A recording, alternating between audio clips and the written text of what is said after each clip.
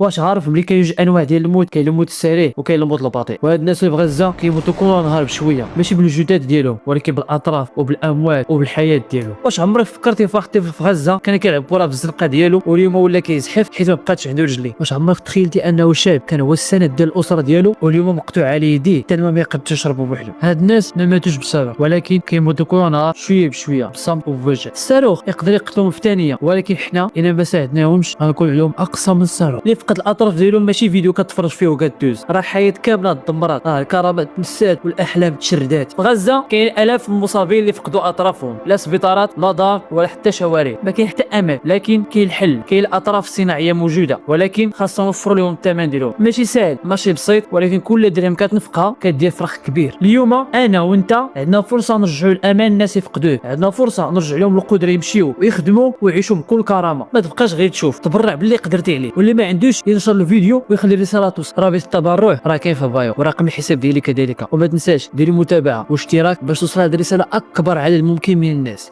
لان الحرب ديالو مع الحياه يلاه بدات الان.